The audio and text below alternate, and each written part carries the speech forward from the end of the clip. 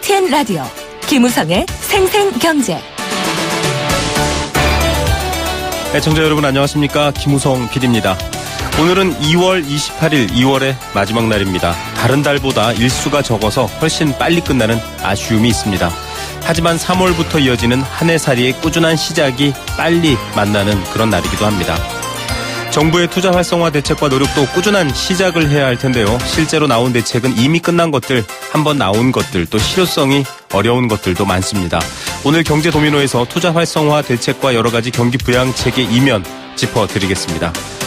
오늘부터 버스, 택시의 안전을 조금 더 강화하는 시행령, 시행규칙이 바로 적용되고 있습니다. 특히 운전자의 휴식과 안전을 보장하는 측면을 강화했다, 이렇게 밝혔는데요. 관련 내용 준비한 국토교통부 담당자 연결해서 이야기 들어보겠습니다. 잠시 후 첫 번째 인터뷰로는 생생경제에서도 여러 번 다뤄드리고 있는 사드 배치에 따른 한중 경제 갈등 이야기 보내드리겠습니다.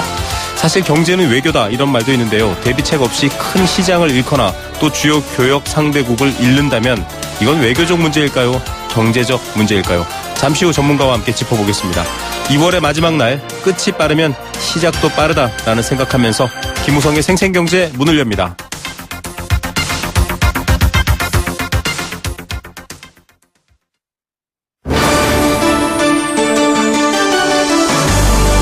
YTN 라디오 김우성의 생생경제.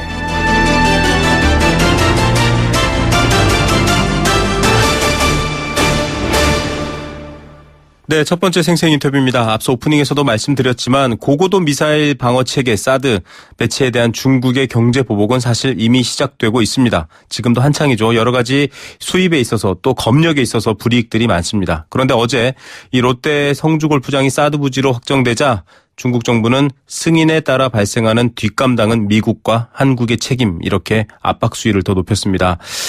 계약서도 오늘 오전에 체결됐다, 이런 얘기도 나오고 있는데요. 중국 네티즌들 사이에서는 벌써 롯데 불매운동이 언급되고 있습니다. 롯데뿐 아니라 한국 제품 전체로 불매운동이 확산될 경우에는 한국은 그야말로 치명타를 입을 수밖에 없다, 이런 우려가 나오고 있습니다. 오늘 중국 관영 매체는 한국 사드로 한국과 준단교 사태, 이런 얘기까지도 언급되고 있습니다. 문제가 만만치 않아 보입니다. 중국 전문가인 한국외대 국제지역학부 강준영 교수 전화 연결해서 이야기 나눠보겠습니다. 교수님 안녕하십니까? 네, 안녕하세요. 예, 지금 중국 정부의 발표뿐만 아니라 이 관영 매체들의 말에서는 준단교라는 아주 수위 높은 말까지 나오고 있습니다. 네. 이제 본격적으로 중국의 사드 보복이 시작됐다, 이렇게 봐야 할까요? 일단은 지금 이제 그 부지 계약을 체결을 했고요. 아직 그 배치까지는 또 시간이 남아 있습니다. 그러니까 이 중국 정부로서는 어쨌든 조기 대선 가능성을 염두에 두고 변수가 좀 있다고 생각을 하는 것 같아요. 그런 상황에서 어쨌든 일단은 여론을 좀 악화시켜서 이 한국에 대한 경고를 계속 보내고, 그 다음에 중국 사람들한테는 지금 말씀하신 대로 불매운동 가능성이라든지 이런 부분들을 좀 강화를 시켜서 한국에 대한 압박을 시작을 한다고 봐야 될 거기 때문에 네네.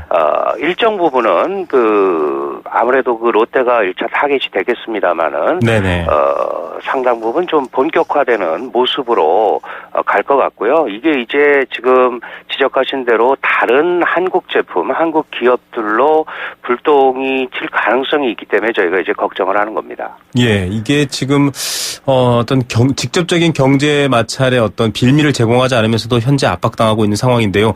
이 이야기를 계속 여쭙기 전에 먼저 좀 많은 분들이 알고 계시긴 하는데 한 번만 짚어봐야 될 것 같습니다. 중국이 이렇게 사드를 반대하는 이유에 대해서도 좀 알고 얘기를 네네. 해야 될 것 같은데요. 이미 여러 번 얘기했습니다만은 네. 중국은 한국의 사드 배치가 좀 전에 경상 외교부 대변인 말씀도 하셨지만 네네.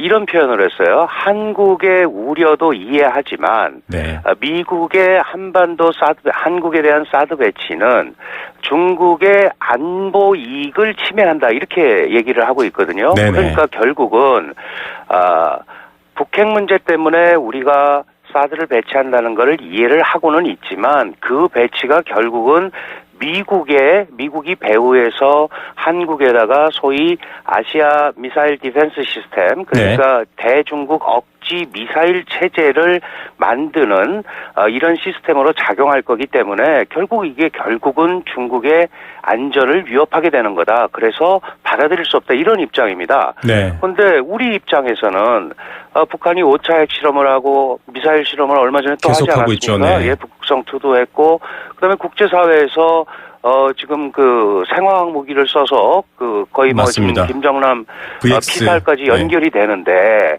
이런 상황에서 아무런 방위도 없이 우리가 할 수는 아무 조치를 안 하고 있을 수는 없지 않느냐라는 이런 입장이 첨예하게 대립을 하고 있는 거기 때문에 네.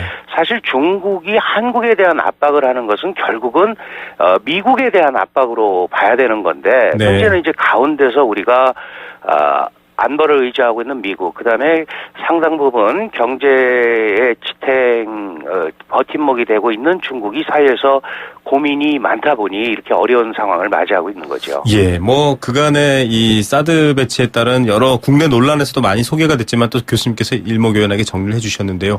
결국 중국의 어떤 전략 무기에 대한 어떤 미국의 비교 우위를 잃어버릴 수 있는 이런 여러 가지 그렇습니다. 부분 때문인데요. 네. 자, 이렇게 사실은 일반인 분들은 참 평소에 얘기도 잘 담기 어려운 이 고고도 미사일 같은 문제 때문에 지금 그렇습니다. 경제적 피해를 입고 있다는 게 심각한 문제인데요. 네네. 당장 롯데가 중국에 굉장히 많은 규모의 지금 진출을 하고 있다라고 알려져 있었는데 올스톱 됐거든요. 네네. 예, 이거는 사실은 뭐 중국 측에서 쥐락펴락할 수 있는 문제인가요? 어떻게 봐야 할까요? 사실 그렇게 하면 안 되는 거죠. 왜냐하면 사드 배치는 한국 정부의 결정이고 그 롯데 기업은 부지를 제공한 건데 네네. 그 일개 기업한테 한국 사드 배치의 모든 거를 덮어씌우는 것은 형식적으로든 내용적으로든 아주 잘못된 일입니다. 네. 그럼에도 불구하고 중국은 잘 아시다시피 그 소위 시장 제공자로서의 지위라는 게 있잖아요. 그리고 네네. 지금 세계 제2위의 경제체로서의 압도적 경제력 이런 걸 가지고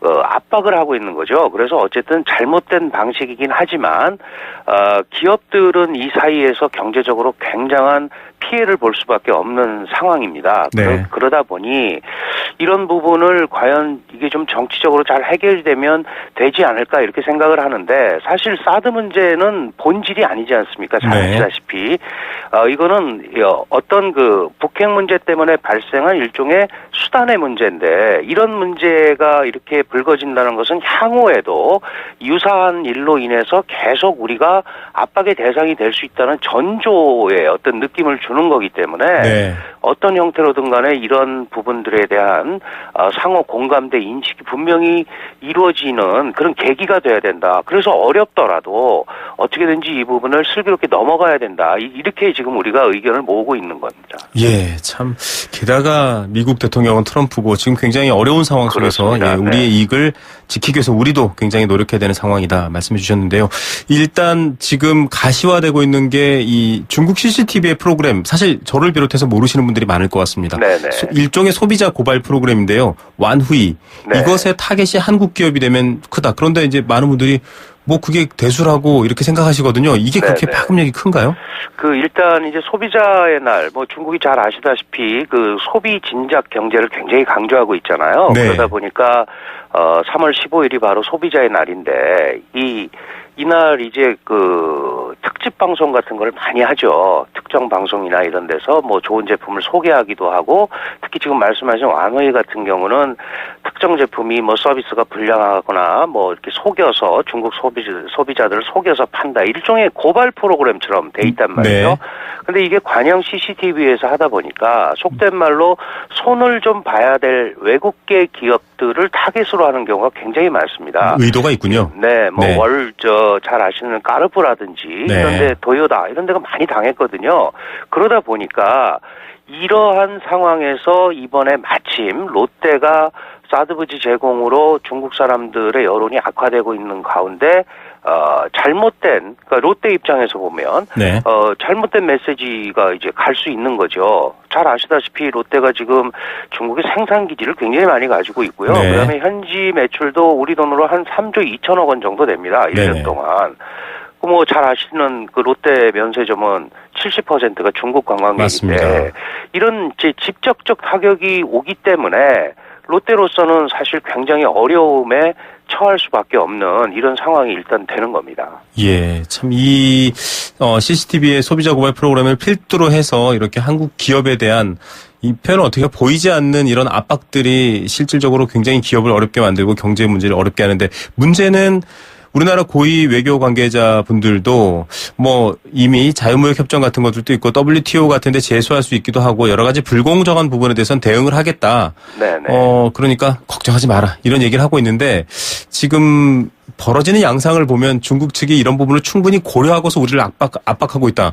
이렇게도 보이거든요. 그렇습니다. 지금 아주 좋은 점을 지적을 해주셨는데요. 중국은 절대로 공식적으로 하지는 않을 겁니다. 왜냐하면 잘 아시다시피 트럼프의 보호주의 추세에 대항하는 새로운 글로벌리즘, 그러니까 자유무역주의의 수호자로서 자신들이 역할을 할 거다라고 여러 군데서 지금 시진핑 주석이 외치고 네. 다니지 않습니까? 네네. 이런 상황에서 정치 외교적 사안을 경제적으로 이렇게 보복한다는 인상을 주면 안 되기 때문에 절대로 공식이라는 말을 쓰지 않을 거예요. 그러니까 네.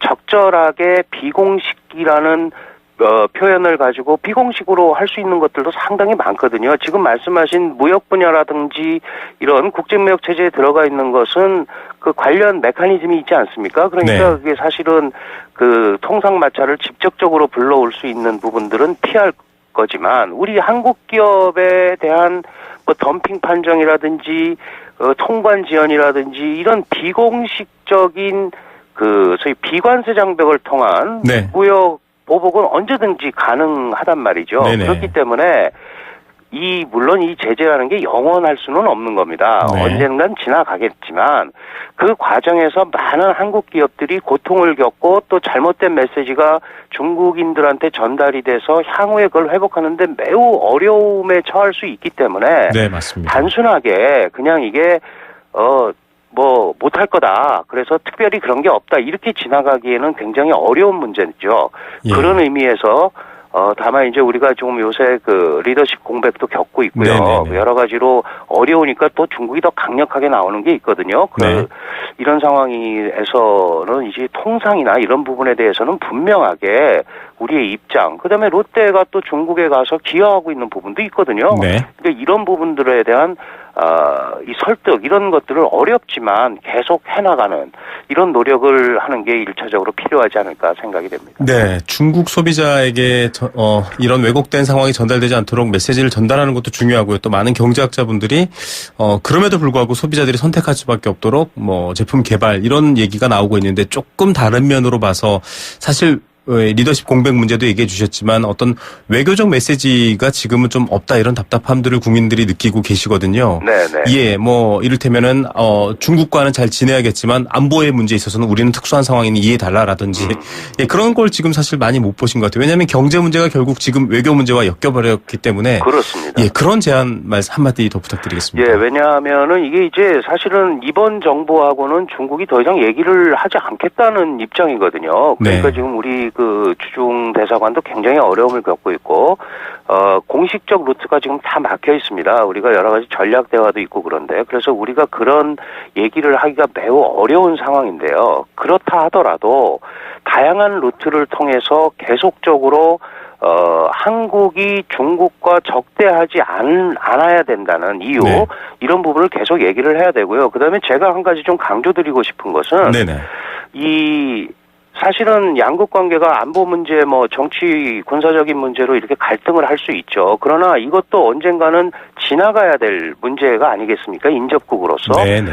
그런데 문제는 이렇게 정치적 문제를 경제적 문제로 보복을 하고 이렇게 되면 결국은 양국민의 감정이 상하게 됩니다. 이 감정이 상하면 네. 관계가 회복되더라도 이게 개선되더라도 회복이 굉장히 어렵거든요. 그렇다면 이것은 잘못된 방식의 압박이고 잘못된 시작이 될 수 있기 때문에 이런 양국민의 감정을 자극하는 특히 중국이 지금 하고 있는 여론전이라든가 이런 부분은 절대적으로 피해야 된다는 메시지를 충분히 전달을 하고 우리도 통상 문제 같은 경우는 규정대로 얘기할 건 얘기하고 이런 모습을 좀 분리해서 보여주는 이런 노력을 일단은 지금 어렵지만 하는 수밖에 없지 않나 이렇게 생각이 됩니다. 네, 경제와 안보를 분리해서 접근하는 것부터 이야기하는 것부터도 벌써 좀 가장 중요한 문제 중에 하나인 것 같습니다. 네. 오늘 말씀 감사드립니다, 교수님. 네, 고맙습니다. 네, 한국외대 국제지역학부 강준영 교수였습니다. YTN 라디오 김우성의 생생경제. 네, 여러분과 함께 만드는 생생경제 경제공감사전입니다. 경제에 관련된 인터뷰 또 여러 가지 이야기들 하다가 여러분들의 생각 또 여러분들의 의견도 함께 나누고 보고 싶은 그런 시간이고요. 의견 보내주시면 추첨을 통해서 도심 속 꿈의 놀이터 일산 원마운트에서 워터파크 이용권, 1683년 300년 커피 문화와 전통이 있는 비엔나 커피하우스에서 원두커피 드리고 있고요. 단문 50원, 장문 100원의 정보 이용료 부과되는 샵 0945번 문자와 스마트폰 앱 예스로 참여할 수 있습니다. 오늘의 경제공감사전은 불매운동입니다. 앞서 이 사드 논란으로 인한 중국 내 불매운동 얘기도 말씀드렸는데요. 중국의 경제적 압박, 공식적으로는 절대 얘기하지는 않겠지만 불매운동을 벌이거나 여러 가지 어려운 상황을 만들어서 우리의 대중국 경제활동을 힘들게 할 것이다라는 얘기가 있습니다. 원인은 외교, 군사 안보의 문제인데 결과는 경제로 나타나게 되는 건 거죠. 불매운동이라는 건요. 특정 목적을 관철하기 위해서 특정 상품의 구매를 거부하는 운동을 얘기합니다. 중국에서도 지금 이런 것들이 일어날 조짐이 보이고 있는데 우리 내부에서도 여러 가지 기업들의 행태에 따라서 일어난 경우가 있었죠. 여러분들은 불매운동, 특히 이 중국 국민들의 한국 제품에 대한 불매운동에 대해서 어떤 생각 갖고 계십니까? 어떻게 좀 해결 방법을 찾으면 좋을까요? 여러분들의 생각도 함께 나누겠습니다.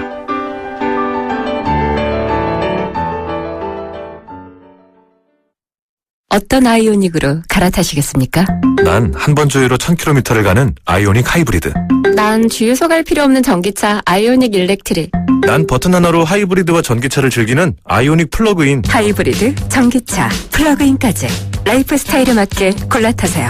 아이오닉. 현대자동차. 안녕하세요. 가그린 모델 김래원입니다. 잇몸병은 발생하면 완치가 어려울 수 있습니다. 근본적인 방법은 잇몸병의 원인인 세균을 없애는 것. 잇몸 질환 원인균까지 99.9%. 액상이라 빠르게 잇몸을 초기부터 확. 잇몸 가그린 검가드. 검가드는 의약의품입니다. 동아제약. 네, 생생경제일부 포스코와 함께했습니다. 캠페인 듣고 경제 톱뉴스 들려드립니다. YTN 라디오 캠페인. 물 없는 한라산, 물 없는 제주 바다를 상상할 수 있나요? 제주의 아름다운 자연과 풍경은 깨끗하고 건강한 물이 있기에 가능합니다. 제주를 아름답게 만들어주는 건강한 물은 우리의 몸과 마음도 아름답게 만들어줍니다. 건강한 몸과 마음을 지키는 일.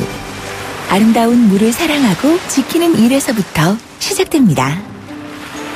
YTN 라디오 아름다운 물 캠페인은 광동제약과 제주특별자치도 개발공사와 함께합니다.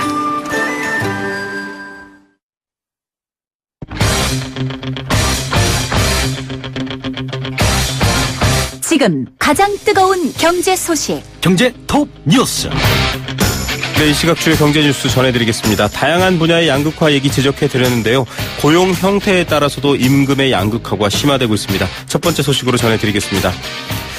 제조업들의 체감 경기는 새해 들어 2달 연속 개선되고 있습니다. 하지만 만만치 않은 또 어려운 점들이 남아있죠. 국민연금 여러 가지 논란에 쌓여 있었고 관련 인터뷰도 진행해 드렸는데 순자산이 얼마일까요? 550조 원이라고 합니다. 이 시각 경제 톱뉴스 비즈니스워치 김춘동 기자 연결합니다. 안녕하십니까? 네, 안녕하세요. 네, 상용 근로자 그러니까 보통 정규직을 얘기하겠죠. 네. 예, 임시 일용 근로자 간의 임금 격차가 사상 최대다 이런 소식이네요. 네, 고용노동부에 따르면 지난해 이 상용 근로자가 5명 이상인 사업체에서 이 상용 근로자 1인당 월 평균 임금 총액이 이 362만 3천 원으로 이 전년보다 3.8% 늘어난 것으로 나타났습니다. 그 임시 일용직은 146만 9천 원이었는데 3.1% 늘어나는데 그쳤는데요. 그러면서 이 상용직과 임시 일용직 간 임금 차이가 전년보다 4% 넘게 늘어난 215만 4천 원을 확대가 됐는데 사상 최대라고 합니다. 2012년에 188만 5천 원 이후에 임금 격차가 매년 커지고 있는데요. 그만큼 이 근로자 간 임금 양극화의 골이 깊어지고 있다 이렇게 보시면 될 것 같습니다. 네, 이 골이 커지고 있군요. 전체 근로자 1인당 근로시간은 어떻습니까? 지난해 전체 근로자의 1인당 월 평균 근로시간은 171시간이었는데 전년과 비교하면 0.9%가 줄었습니다. 상용 근로자의 월 평균 근로시간은 176.9시간으로 0.8%가 줄었고 임시 일용직은 112.8시간으로 1.6%가 감소했습니다. 근로자 1인당 월 평균 근로시간이 가장 긴 산업은 부동산업과 임대업이었는데 191.2시간이었고요. 근로시간이 가장 짧은 산업은 건설업으로 145.7시간에 그쳤습니다. 네. 자, 제조업들의 체감 경기 얘기도 좀 봐야겠습니다. 새해 들어선 조금 개선되고 있죠? 네, 한국은행에 따르면 이번 달 제조업의 업황 기업 경기 실사 지수가 76을 기록해서 지난달보다 1포인트 올랐습니다. 작년 12월에 72에서 올해 1월에는 75로 오른 데 이어서 두 달째 상승한 건데요. 이번 달 수치는 2015년 4월 80 이후에 1년 10개월 만에 가장 높은 수준입니다. 기업 경기 실사 지수는 기업이 느끼는 경기 상황을 나타내는 지표인데 100 이상이면 경기를 좋게 보는 기업이 그렇지 않은 기업보다 많다는 걸 뜻합니다. 이번 달 조사는 지난 14일부터 21일까지 전국 3,313개 법인을 대상으로 실시가 됐고 2,884개사가 답을 했다고 합니다. 예, 아직 그래도 100은 못 넘었는데요. 네. 어렵다고 하는데 그나마 조금 개선되는 이유는 뭘까요? 올 들어서 수출이 좀 좋아지면서 기업들의 체감 경기도 좀 그만큼 나아지고 있는 건데요. 이달 들어서도 수출이 호조로 보이고 있는데 이달 1일부터 20일까지 수출액을 보니까 277억 달러를 기록해서 1년 전 같은 기간보다 26% 넘게 늘면서 이 넉 달 연속 지금 증가세를 이어오고 있습니다. 한국 경제가 이 수출에서 힘을 내면서 얼어붙었던 기업과 가게의 심리도 좀 약간 풀어올리는 모양새인데요. 한국은행이 지난 24일 발표한 소비자 심리 지수도 94.4를 기록하면서 4개월 만에 반등을 했습니다. 다만 아직 좀 웃을 정도는 아닌데 그래도 100을 한참 못 미치고 있어서 경기를 비관적으로 보는 기업들이 여전히 많고요. 제조업의 이 업황 지수가 장기 평균치가 80이라는데 이것도 밑돌고 있어서 아직은 크게 좋은 상태는 아니라고 볼 수가 있습니다. 네, 100을 기준으로 좋다, 나쁘다 이렇게 볼 수 있기 때문에 네. 여러분들도 이 뉴스 들으실 때는 그걸 생각해 보셔야 할 것 같습니다. 전국 경제인 연합회 요즘 좀 내용을 겪고 있는데 네. 여기서 조사한 기업 심리도 좀 풀리지 않고 있다 이렇게 나왔네요. 네, 매출액 기자 600대 기업을 대상으로 그러니까 대기업인데 주로요. 기업 경기 실사 지수를 조사했더니 3월 전망치가 92.1을 기록하면서 작년 6월 94.8 이후에 10개월 연속 기준선인 100을 회복하지 못했습니다. 네. 이 정경련 조사 역시 전망 100이 좀 기준인데요. 대기업들은 최근 수출 호조가 지난해 기저 효과를 감안하면 크게 개선된 건 아니다. 이런 입장이 좀 강한 것으로 좀 풀이가 되고 있습니다. 네, 참 대기업도 또 느끼는 바는 비슷하네요. 네. 국민연금의 순자산이 550조 원을 넘어섰다. 계속 증가하고 있는 건가요? 네, 맞습니다. 국민연금 기금운용위원회에 따르면 작년 말 현재 이 국민연금 기금의 순자산이 558조 2,991억 원을 기록해서 1년 전보다 45조 9,700억 원, 9% 정도가 늘었습니다. 순자산이 늘어난 이유를 보니까 이 보험료 수입에서 이 연금이 지급한 후에 적립된 그 돈이 21조 원 정도 됐고요. 또 운용 수익에서 24조 원 정도가 더해진 겁니다. 지난해 기금 운용 수익률은 4.75%를 기록을 했는데 전년 수익률인 4.57%보다는 소폭 오르긴 했는데요. 이 과거 평균 수익률에는 다소 미치지 못하는 수준입니다. 최근 5년간 평균 수준은 평균 수익률은 5.07%, 또 10년간 수익률은 5.38%로 집계가 됐습니다. 자산별로 보면 국내 주식이 5%, 또 해외 주식이 10% 정도 됐고요. 또 국내 채권이 1.8%, 해외 채권이 4.4% 정도 그렇게 됐습니다. 예, 자, 이 전 세계 국내에 또 이 많은 금액을 운용하고 있는데 이 인력도 중요할 것 같거든요. 네. 인력 이탈을 좀 막기 위해서 대책을 마련하고 있다고요? 네, 최근에 이 국민연금 이 본부가 전주로 내려가면서 대규모 인력 이탈이 좀 현실화되고 있는데요. 이를 막기 위해서 이 기금 운용 인력의 보수를 25% 인상하는 등의 대책을 좀 마련하기로 했습니다. 네. 실제로 지난해 기금운용본부의 퇴직자가 30명에 달해서 전년보다 3배나 늘었고 올해 들어서도 퇴직하거나 의사를 밝힌 직원이 11명이나 된다고 하는데요. 기금운용의 이 보수를 이제 시장 상위 25% 수준으로 좀 단계적으로 인상을 해서 인력 이탈을 좀 최소화한다는 그런 방침이라고 합니다. 네, 국민의 소중한 노후 자금을 운용하는 만큼 좀 좋은 인력들이 남아있으면 네. 좋겠습니다. 구직자들 아주 안타까운 마음으로 면접 보러 다니는데 돈도 써야 되는군요. 평균 네. 5만 원을 쓴다고요? 네, 취업 포털 사람인이 이제 면접 경험이 있는 구직자 481명을 대상으로 조사를 했는데 면접 1회당 평균 지출액을 물었더니 5만 원으로 집계가 됐습니다. 네. 만 원에서 3만 원 미만이 34%로 가장 많았고 만 원 미만이 18%, 또 3만 원에서 5만 원 미만이 18% 등의 순이었는데요. 이 가장 많은 지출이 발생하는 항목을 보니까 교통비가 56%를 차지를 했고 이 밖에 의상 구입비와 식비, 또 헤어 메이크업비 등의 순서로 좀 돈이 많이 나가는 것으로 그렇게 나타났습니다. 있습니다. 네, 아직 돈을 벌기 전에 구직자니까 네. 이 돈도 사실 좀 부담될 것 같은데요. 네, 맞습니다. 뭐 면접을 한 군데만 보는 건 아니니까요. 꽤 부담이 되는 돈으로 나타났습니다. 면접 준비 비용에 부담을 느끼는지에 대해서 모르니까 구직자 10명 중에서 7명이 부담을 느낀다라고 답을 했고요. 이들 중에서 37%는 이 면접 비용 때문에 면접을 포기한 경험이 있다, 이렇게 좀 답을 했습니다. 네. 면접비를 받은 경험이 있는 응답자는 40% 정도 있긴 했는데 면접비 평균이 3만 원 정도여서 이 면접을 준비하는 비용보다 좀 적은 것으로 조사가 됐고요. 또 면접비를 지급한 기업은 이 구직자들이 면접을 본 기업의 한 4분의 1 정도 됐는데 면접 비용이 부담을 많이 느끼는 만큼 이 면접비를 주는 기업에 대한 호감도도 더 높아진다고 그렇게 좀 조사가 됐습니다. 네. 다음 달부터 보험 만기 돌아오면 문자나 이메일로 알려준다고요? 네, 지금도 뭐 보험 만기가 돌아오면 우편을 통해서 사실을 공지해 주긴 하는데요. 이 장기보험 가입자들은 보험료를 자동이체로 내는 경우가 대부분인데 만기일을 제대로 알지 못해서 필요한 보장을 받지 못하는 상황이 좀 꽤 된다고 합니다. 네. 이에 따라서 금감원이 내달부터 보험사들에게 일반 우편은 물론이고 이 문자 메시지와 이메일로도 이 만기 사실을 좀 알리도록 했고요. 또 만기 후에 매년 한 차례씩 만기 환급금과 또 이 만기 환급금이 적용되는 금리, 또 휴면보험금 예고 등도 모두 좀 알리도록 했습니다. 예, 고객 서비스가 좀 더 강화되는군요. 오늘의 톱뉴스 어떤 것 고르시겠습니까? 임금 격차 기사를 꼽고 싶은데요. 이 상용직과 임시이종직의 임금 차이는 좀 생길 수밖에 없는데 그래도 이 지나친 양극화는 고용 안정성은 물론이고 또 사회적 갈등까지 좀 이어질 수 있는 만큼 이 제도적인 완충 장치가 필요하지 않나 이런 생각이 좀 들었습니다. 예, 이런 문제도 YTN 라디오 생생경제도 계속 또 인터뷰하고 보도해드리도록 하겠습니다. 오늘 뉴스 감사드립니다. 네, 감사합니다. 비즈니스워치 김춘동 기자였습니다.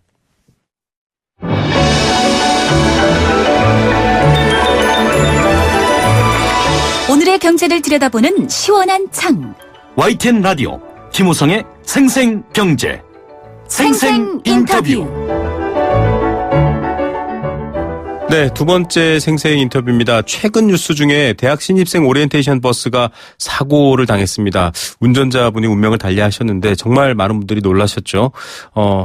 인명피해가 많지는 않았지만 버스 사고로 인한 안타까운 대형 인명피해들 사고가 종종 있었습니다.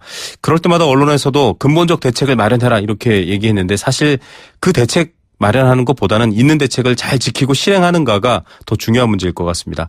안전에 있어서 더욱 정해진 대책을 지키고 관심을 갖는 게 중요한데요. 특히 여러 가지 경제적 여건 등등 이유 때문에 운수 종사자의 관리와 안전에 대한 부분이 소홀했었죠. 이 부분에 대해서 좀 더 강화해야겠다라는 이야기가 있었고요.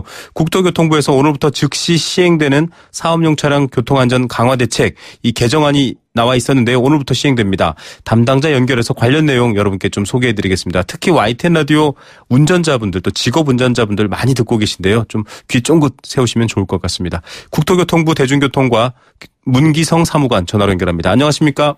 네, 안녕하십니까? 예, 이게 사실은 새로 나온 건 아니고 있었던 건데요. 오늘 좀 더 안전이 강화된 여객자동차 운수사업법 시행령과 시행규칙 나왔다 이렇게 알려졌거든요. 배경과 과정 먼저 좀 소개해 주셔야 될 것 같아요.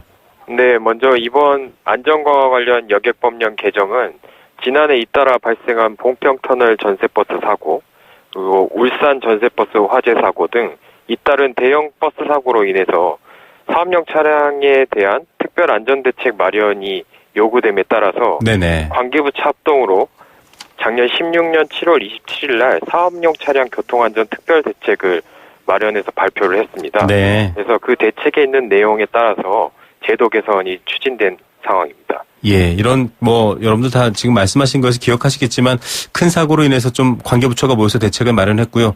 좀 여러 가지 고칠 것들을 통해서 오늘 시행되는 이제 다시 바꿔서 시행되는 건데 지금 오늘 뉴스로 관심 받고 있는 것 중에 하나가 8시간 쉬지 않으면 운전대 못 잡게 하겠다. 이런 내용이 소개가 됐거든요. 운전자의 안전 또 운전자의 휴식에 대한 부분인 것 같은데 내용 소개 좀 부탁드립니다. 네, 아시다시피 봉평터널 사고의 주요 원인은 운전자의 피로 졸음운전으로 밝혀졌습니다. 네. 정부는 버스 운전자의 피로 졸음운전으로 인한 대형 교통사고를 예방하기 위해서 EU, 일본, 미국 등 선진국의 운수 종사자 운전시간 제한 규정들을 참고해서 업종별 운행 형태를 고려한 연속 운전시간을 제한하고 최소한의 휴게 시간을 보장하도록 여객법령을 개정하였습니다. 구체적으로 내용을 살펴보면요. 시내 농어촌 마을버스의 경우는 1회 노선 운행 후에 10분 이상의 휴게 시간을 보장하되 1회 운행 시간이 2시간 이상인 경우에는 15분 이상, 4시간 이상은 30분 이상의 휴게 시간을 갖도록 규정했습니다. 네. 또한 시외 고속 전세버스 같은 경우에는 1회 노선 운행 또는 목적지 도착 후에 15분 이상의 휴게 시간을 보장함과 함께 2시간 연속 운전 시에는 중간 휴게소 등에서 15분 이상 휴게 시간을 갖도록 규정했습니다. 네. 아울러 아까 말씀해 주신 버스 운전자의 퇴근 전 마지막 운행 종료 시점으로부터 최소 8시간이 지난 후에야 다시 차량을 운전할 수 있도록 해서 운전자가 충분한 휴식을 갖도록 하였습니다. 예, 결국은 휴식을 갖지 못한 운전자, 운전자 한 분에게 많은 분들의 안전을 담당하고 있기 때문에 당연한 얘기일 텐데요. 지금 버스 운전하는 분들이 YTN 라디오를 많이 들으시기 때문에 한 번 더 안내해 드리겠습니다. 기본 노선 운행 후에 10분 이상, 또 시외 버스는 15분 이상 휴식을 취해야 되고요. 운행 중에도 2시간 연속 운전했으면 15분 이상 쉬어야 되고, 퇴근하고 나면 최소 8시간 쉬지 않으면 운전대를 다시 잡을 수 없다. 이제 이런 것들이 핵심인데요. 혹시라도 안 지켜지시면 저희 YTN 라디오로 문자 보내주시기 바랍니다. 자, 이제 문제는 이 안전관리 방안으로서 조금 더 이 운전자들의 휴식과 그로 인한 안전대책에 중점을 두겠다라는 정부의 대책은 환영받을 만한 일인데, 문제는 예전에도 그랬지만 잘 지켜질까? 이런 걱정이거든요. 또 어길 때는 어떻게 또 좀 벌을 내려서 이걸 지키게 할까? 이런 부분인데 어떻게 강화됐습니까? 네, 이번에 신설된 휴게시간 관련 준수사항은 종사자뿐만 아니라 사업자에 대해서도 준수 의무를 부여하고 있습니다. 네. 따라서 사업자가 이를 위반하는 경우에는 사업 일부 정지 30일부터 90일이 부과되거나 과징금 180만 원이 부과되도록 하여서 강제로 사후적으로 이걸 지킬 수 있도록 하고 있고요. 네네. 그리고 저희 국토부는 지자체와 함께 사업자의 안전의무 위반에 대해서 주기적으로 점검 단속을 실시해서 안전의무 준수가 확보되도록 할 예정입니다. 네. 자, 이것도 행정처분을 통해서 일단 이렇게 사업주를 좀 압박하겠다 이런 얘기인데요. 결국은 운전자에 의한 사고가 많기 때문에 지금 방송 듣고 계신 분들은 이런 부분들 좀 잘 보셔야 될 것 같습니다. 정기 점검도 나간다고 하니까요. 좀 지켜지겠죠. 그 외에도 좀 다른 개정 부분들 있습니까?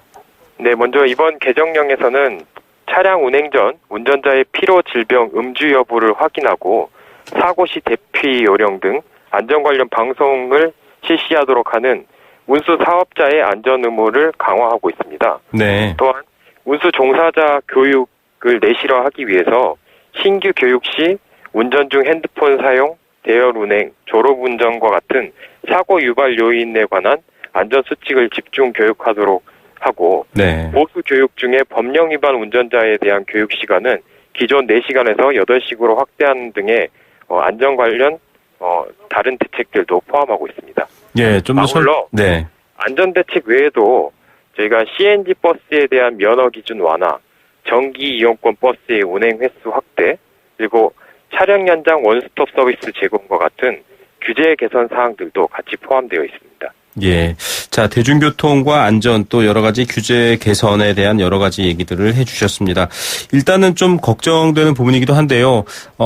시내버스 같은 경우에는 사실은 고속주행을 하는 경우도 있는데 지금 안전벨트 의무화 대상에서 빠져 있습니다. 물론 어쩔 수 없는 경우가 있는데 이것 외에도 또 앞서 말씀하신 이런 대책들에 있어서의 어떤 개선 부분들이나 또 조금 더 바꿔나가야 될 방향들이 있을 것 같거든요. 앞으로의 계획은 어떻습니까? 네, 정부는 지금 발표한 대책 외에도 대형 버스 사고들이 더 이상 발생하지 않고 국민들이 안전하고 편리하게 여객용 차량을 이용할 수 있도록 필요한 안전 강화 조치들 지속적으로 발굴해 나갈 계획입니다. 네. 특히 차량 내 비상 안전장치 확충, 차량 운전 중 휴대폰 사용 금지 등 안전 규제를 강화하는 내용의 관련 법령 개정이 추가로 착수할 예정이고요. 네네. 전세버스 안전정보 공시제도 도입과 같은 안전관리를 더욱 강화하는 그런 모습을 앞으로 더욱더 보여드리도록 하겠습니다. 예. 앞서 사업자들에 대한 이 관리 기준도 강화하고 국토부와 또 지자체가 점검을 통해서 운전자들의 안전, 휴식, 여러 가지 음주 여부 같은 것들도 단속을 하겠다라고 말씀하셨는데 전세버스 같은 경우에는 보통 개인 사업자처럼 하시는 분들이 많지 않습니까? 그런 부분들 이번 대책에 포함되어 있는 건가요? 네, 전세버스가 이제 개인 사업자들이 이제 꽤 있는데요. 네네. 사실 전세버스는 원칙적으로는 이제 지입제가 금지되어 있기 때문에 네. 이런 지입을 해소하는 게 사실 안전과도 밀접한 부분이 있습니다. 네. 그래서 전세버스 안전정보 공시제도를 통해서 전세버스 업체와 운전자에 대한 정보를 충분히 제공을 하고 또 전세버스 참고 원가제 도입 등을 통해서 네네. 이러한 지입들을 해소하기 위한 노력들을 지속적으로 기울여갈 예정입니다. 예, 구조적인 불법을 좀 해소하는데 먼저 앞장서서 또 이런 사고라든지 안전에 대한 부분들이 보장되도록 하겠다. 저희도 이 부분 잘 지켜지는지 지켜보고요. 또 한번 연락드리도록 하겠습니다. 오늘 말씀 감사드립니다. 네, 감사합니다. 국토교통부 교통안전과 문기성 사무관이었습니다. 세계 경제가 내 주머니 속으로 경제 도미노. 네, 경제 도미노 시간입니다. 정부가 어제 투자 활성화 대책을 내놨죠. 대내외 경제적 불확실성으로 투자가 위축된 기업 또 소득에 해당되겠죠. 일자리 문제 창출을 위해서 2조 원이 넘는 자금을 투입하겠다라는 겁니다. 이 재정은 쓰면은 오히려 좀 손가락질 당했고요. 재정은 쓰지 않고 통화 정책에만 의존하고 이런 식이었는데 지금은 재정을 써야 된다는 거에 동의를 많이 하고 있죠. 그런데 이렇게 빨리 당겨서 많이 쓰고 있다 이런 식의 보도자료와 여러 가지 정부 정책들에 대한 홍보가 나오고 있는데 꼼꼼히 뜯어보는 전문가들은 이런 얘기를 하십니다. 대책들이 재탕한 것들이 많다. 이걸 실현하기 위한 방안을 어떻게 만들 수 있냐 이런 얘기들이 나오고 있습니다. 조금 보여주기 아닌가 이런 얘기들도 나오고 있고요. 이런 것들 때문에 좀 무역투자 대책이라든지 여러 가지에 대한 비판들이 좀 나오고 있습니다. 좀 꼼꼼하게 이 문제 살펴보겠고요. 근본적으로 이게 지금 한국 경제가 취한 위기에 대한 해결책으로서 적당한지도 얘기 나눠봐야 할 것 같습니다. 건국대 경제학과 최백은 교수 전화로 연결합니다. 교수님 안녕하십니까? 네, 안녕하세요. 예, 어제 나온 투자 활성화 대책 152개 지금 이렇게도 보도가 됐거든요. 굉장히 양적으로는 많아 보이는데 어떻게 보셨습니까? 예, 이번 대책이 박근혜 정부에서 11번째 대책입니다. 네. 근데 그러니까 1년에 거의 두세 번씩 발표를 했다는 얘기인데요. 그동안에 이제 별로 대책이 성과가 없다 보니까 경제가 아무래도 이렇게 좋지 않겠지요. 이렇게 이번 대책도 이제 결론적으로 얘기하면 이제 효과가 별로 없을 거라고 보는데요. 네. 세 가지 점을 제가 지적을 좀 하고 싶은데요. 첫 번째는 뭐냐면 정부가 그동안 10번의 대책에 대해서 굉장히 자화자찬을 하고 있더라고요. 네. 예를 들어서 이제 그러니까는 박근혜 정부 출범하는 2013년 이후에 이제 10차례 대책을 통해서 제2의 벤처 창업붐이 조성되고 있다. 이렇게 이제 자화자찬하고 있어요. 그 자료집을 보게 되면요. 네네. 근데 이렇게 벤처 창업붐이 조성됐다면 청년 일자리가 왜 이렇게 악화되는지 이게 설명이 안 되어지는 거죠. 네. 근데 벤처붐의 실상을 보게 되면은 전문가들이 우리가 이런 얘기를 합니다. 정부가 이건 만든 거 주도한 것이다. 정부 지원금에 넘쳐나다 보니까는 이게 뭐 청년 창업자를 대상으로 그러니까 이 수수료를 노리는 브로커까지 등장할 정도로 그러니까 이 눈먼 돈들이 그러니까 가고 있다. 그래서 지원금 따내기 같은 거군요. 그렇죠. 정부의 이제 보여주기식 창업 정책의 이제 결과가 이런 건데요. 그 다음에 이제 의료 관광 등 유망 서비스 관련 제도 개선으로 서비스 산업의 고용과 부가가치 비중이 확대됐다고 이제 강조를 해요. 평자화자찬하고 있는데 네네. 이게 이제 비중이 확대된 겁니다. 네. 그러니까 무슨 얘기냐면 서비스 산업의 고용 비중이 확대됐다면은 다른 비중이 제조업 같은 게 비중이 줄어들었다는 얘기죠. 그렇죠. 네. 상대적인 얘기잖아요. 네네. 그러니까 제조업이 그동안에 이제 수출 부진과 경기 악화로 이제 그러니까는 생긴 하나의 착시 효과라고 전문가들이 지적하는 이유가 거기에 있는데요. 네. 부가가치 비중도 이제 확대됐는데 부가가치 비중은 한 0.3%포인트가 증가한 반면에요. 지난 10년 사이에요. 네. 고용은 한 4.4%포인트가 증가했어요. 그러면 1인당 그러니까 부가가치는 더 줄어들었다는 얘기잖아요. 서비스 부분에서요. 지금 무슨 얘기냐면은 서비스 부분이 그러니까 많이 개선된 게 아니라 상대적으로 비중이 증대했을 뿐 제조업의 비중 하락으로 인해 가지고요. 네. 서비스의 질은 오히려 하락했다. 그래서 이제 서비스의 생산성을 보게 되면 OECD 평균 한 80% 수준이고요. 네. 지난 10년 사이에도 보게 되면 한 62%에서 제조업의 한 62%에서 48% 수준으로 하락한 지금 상황입니다. 네. 그다음에 두 번째 제가 좀 지적하고 싶은 것은요. 정부가 이번에 내놓은 게 지금 아까 이제 앵커가 얘기했듯이 152개 대책인데요. 네. 이게 참 진짜 보고서의 분량이 보게 되면 83쪽에 달합니다. 네. 굉장히 많은 대책을 이렇게 나열을 하고 있는데 이렇게 이제 이런 수백 개 대책이 쏟아내는데 그 대책들이 얼마나 새롭고 얼마나 효과성을 담보할 수 있겠는가 한번 우리가 상식적으로 생각해 보세요. 네. 이번에도 그러니까 152개가 나왔단 말이에요. 그렇죠? 네네. 그러다 보니까 실제로 내용을 들여다보니까 많은 과제들이 기존 대책과 유사한 대책들입니다. 네. 그리고 기존 대책이 실현되지 않은 부분에 대한 반성이 전혀 없어요. 그냥 내놓고 보는 거예요. 이게 효과를 보든 안 보든 간에 계속해서 내놓는 겁니다. 네. 그러다 보니까 실효성에 대한 신뢰가 굉장히 낮고 사람들이 자꾸만 이제 그러니까 외면을 하는 게 이제 이게 생기고 있는 것이고요. 특히 뭐냐면 중요 대책 중에서 정부가 발표한 거 보면 현 정부가 아닌 다음 정부에서 추진할 대책으로 이렇게 발표해놓고 있어요. 예, 이거는 그러면 이건 만약에 대책을 해놓고 나서 실행이 안 되게 되면 이건 이 다음 정부의 책임으로 저도 전가할 게 아니겠습니까요? 예.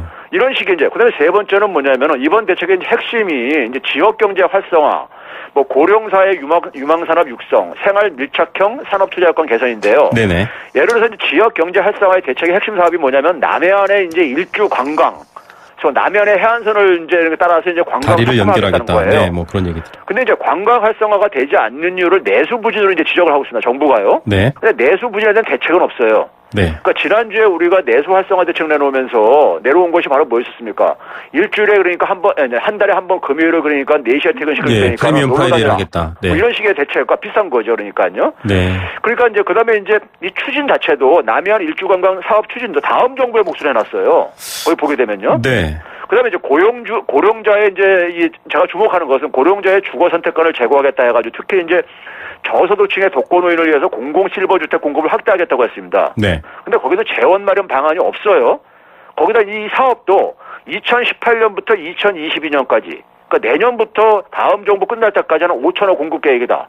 다음 정부에 넘기는 계획, 사업인 거죠. 네네네. 이런 식의 그러니까는 이걸 대책으로 내놓고서는 이걸 그러니까 이제 만약에 자기들은 할 일 다 했다 이렇게 얘기를 하면 이건 곤란한 거죠. 예, 지금 뭐 말씀해 주신 것만 해도 밑돌 빼서 윗돌 괴기의 어떤 방식으로 지금 벤처를 호도한 면도 있을 뿐만 아니라 좀 걱정되는 게요, 교수님. 사실 뒤에 좀 저희가 꼼꼼히 내용을 따져봤어야 되는데 지금 하신 말씀만 들어도 무슨 생각이 드냐면 많은 청취자분들 같은 생각을 하실 것 같습니다.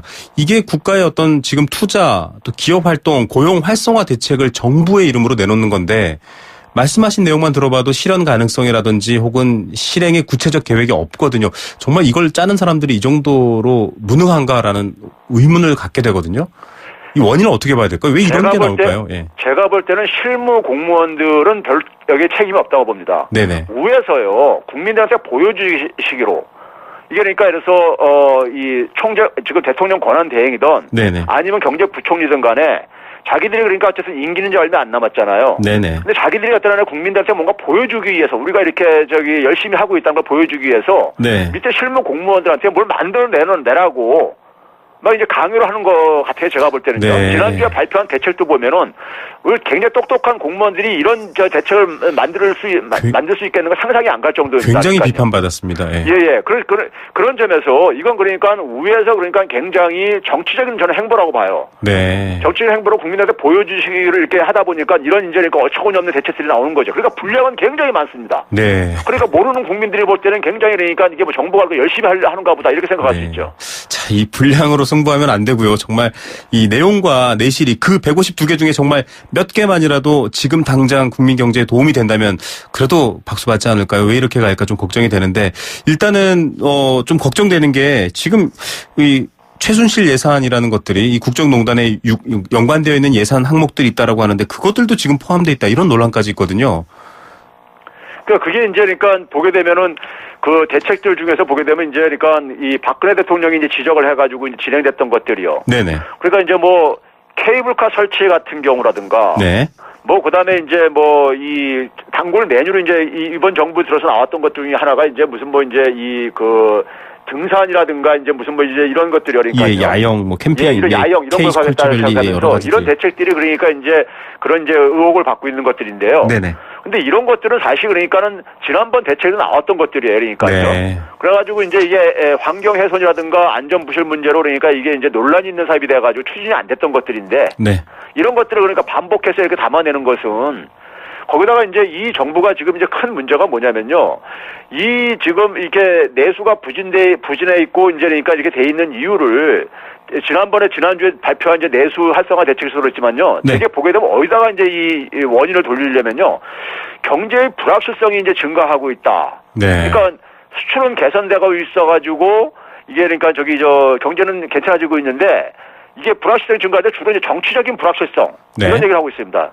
국내적으로는 정치적인 불확실성, 대외적으로는 뭐 트럼프 같은 이런 불확실성 이런 거 가지고 얘기를 하고 있어요. 네. 그 저는 그래서 이게 민간 소비 둔화 요인이 최순실 사태 이전부터 사실 진행됐던 거란 말이에요. 네네. 근데 지금 이제 그러니까 이게 최순실 사태 이후에 그러니까 정치가 굉장히 전국이 불안해지면서 네. 사람들의 이제 소비 심리가 이제 위축되고 있다 이런 식으로 이거를 지적을 하고 있어요. 네. 굉장히 이것은 어떻게 보면 그 어떤 속셈이 있어 보이는 것처럼 보이죠. 그러니까요. 정치적인 네. 그러니까요. 저희가 늘 말씀해주지만 단지 경기 부양, 경기 순환의 문제라면 뭐 지금 돈 투입하고 정부가 손을 쓰면 되겠지만 이건 구조적으로 뭔가를 바꿔야 된다라는 얘기를 누차 드리고 있는데 참 안타깝습니다. 교수님 오늘 말씀 여기까지 듣고요. 다음 주에 또 날카로운 소식 듣겠습니다. 감사합니다. 네, 감사합니다. 건국대학교 경제학과 최백은 교수였습니다. 크리네어 테크. 크리네어 테크 집중기 주물 작업, 연마 작업, 페인트 작업. 분진가스 냄새 연기 작업장 분진. 이 세상에 못 없애는 분진이 어딨어. 크리네어 테크 기술력이 끝내줍니다. 크리네어 테크. 크리네어 테크 집중기. 안녕하세요. 창업 컨설턴트 이랑주입니다. 제가 창업 꿀팁 하나 알려드릴게요. 바로 KT 성공팩. 매장에 필요한 인터넷, 와이파이, 카드 단말기, CCTV 등 전화 한 통이면 설치부터 AS까지 한 번에 가능하죠. 창업 필수품 KT 성공팩 1588-0114. 어떤 아이오닉으로 갈아타시겠습니까? 난 한 번 주유로 1000km를 가는 아이오닉 하이브리드.